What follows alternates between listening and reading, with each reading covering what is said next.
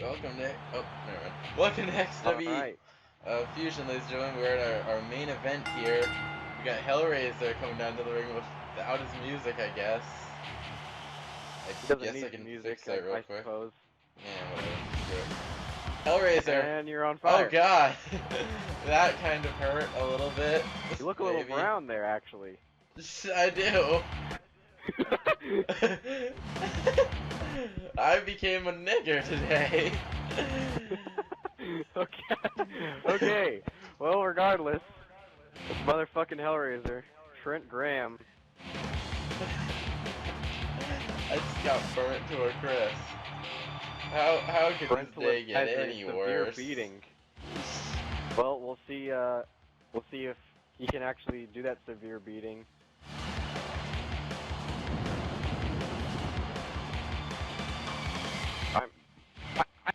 I can't even say anything. I'm just gonna stop talking because I have no fucking clue who's gonna be in place of Victor Marax, and whoever the hell it is must be one hell of a competitor for the champion, for the XWE champion, to put him in his place in the main event of a fusion. I mean, what the hell? What the fuck? Oh my god. What the fuck? Oh my god! What the hell? What in God's name? What the fuck? This man is not...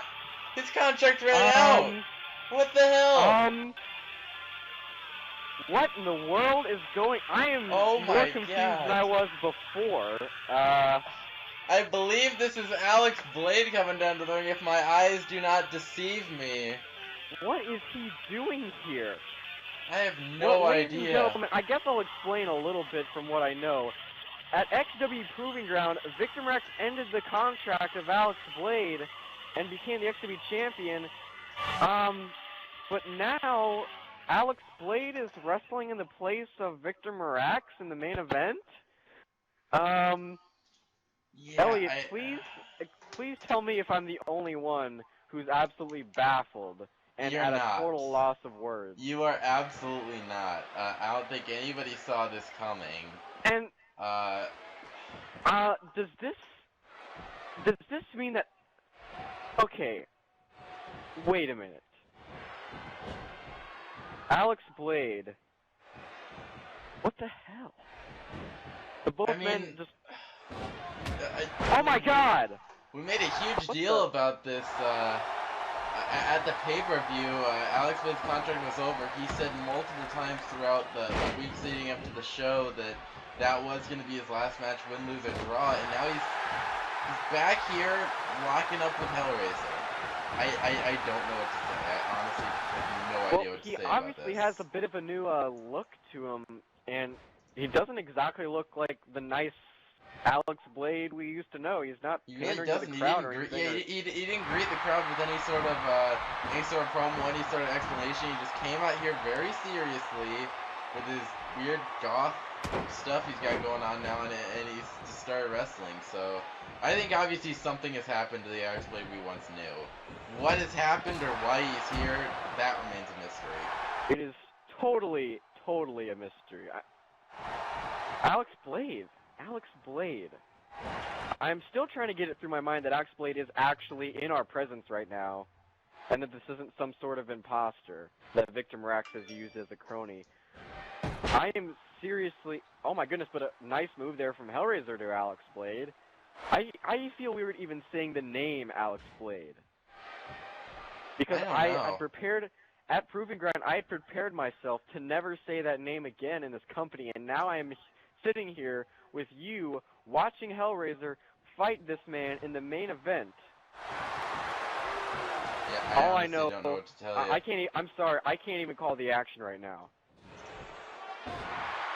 Oh, and Alex Blade is flipping him off right now. This has been fairly back and forth. I demand, I'm not asking for one, I don't want to see one, I demand an explanation after this match. I demand that Alex Blade explain himself and what the fuck is he doing here fighting the Hellraiser in the place of Victor Marax, the man that he had a 44-minute match with that ended his career. Well, I will tell you one thing. Nicholas, but I do notice that Victor Marax is for sure 100% not here tonight. So there needed to be some sort of replacement. Why the fuck it's Alex Blade, I have no clue. But, I mean, we definitely weren't going to get the original main event of Victor Marax and Hellraiser. That just wasn't going to happen, guys. Friday the 13th, what can you do? Now that I think about it, that's true. But at the same time, I don't mean to play stupid, but is it really safe to say now that Alex Blade... Let's not ignore what seems to almost be the obvious, and Hellraiser with a huge reversal. What almost is the obvious here, and that is, could Alex Blade possibly have found it inside of himself, inside of the dark spot of his soul, inside of the Alex Blade that some of us used to be very familiar with, huge discus clothesline, but could he have possibly, in any world of worlds, possibly aligned himself with that of Victor Marax? And is that why he's here tonight? Is that why Alex Blade is in the place of the champion? And is that why Hellraiser is about to hit him with the finishing move, but he does not, and I get knocked off the ropes instead? You know, it's really hard to say because, you know, I will point out one thing to you that you might not have thought. Oh, wait a second. Alex Blade's huge counter. I will point out one thing to you that you might not have picked up on at first, and that is at the pay-per-view.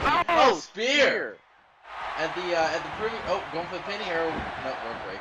Going for... At the Proving Grounds pay-per-view, Alex Blade had an attire... It wasn't like this. It didn't look like this, but it was kind of similar in the color scheme and just the overall feel of it. Alex Blade, and he did not get a promo at the pay-per-view. He kind of had the same serious mentality that he has right now. He cut a promo. He did? Okay, my bad. But I'm just saying, you know, he had the more, you know, different look than what we're used to him seeing. He didn't look happy at that pay-per-view either. You could definitely tell that he was ready for war, which is exactly what that match was, a complete and utter war. But whether he's aligned with Sinister is really hard to say. I mean, we can't say anything right now because we will never know until he himself speaks or Victor Marax speaks on the behalf of him. Oh, wait a second! But before that, hit him with the F5! That move has won him championship matches. It has won him match after match, and this could be rope break.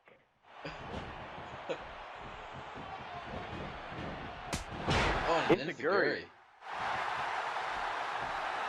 But Alex Blade, the man most commonly known for his unorthodox, I should say, and I'm getting slapped. Hello, hi. Oh God. His unorthodox promo style where he really gets straight to the point, but at the same time, you could tell he was pandering to the crowd, and you can tell that he was on, you know, the side of the XWE fans. He has given the XWE fans here tonight nothing to go off of. He's giving us nothing to go off of, and he has given the Hellraiser nothing to go off. This has been quite possibly, we need to put this in the history books. This is the most confusing and just out-of-the-blue fusion show I have ever been a part of. I mean, Alex Smoke returned. Alex Blade is back. Who the hell knows why and how? I mean, it was very apparent that his contract was permanently over at the pay-per-view, and now he's here. I have one possible theory, and it is far from perfect. But think about this for a second. Alex Blade obviously loves wrestling. He obviously loves XWE. Oh God, spear! Could this be the end of the match? Go for the pinfall. Wait a minute. 1, 2, 3. I guess the world will never know my theory. Never mind. Well, I don't think any theory can be correct right now until we hear from Alex Blade. Whether or not he decides to speak out tonight is totally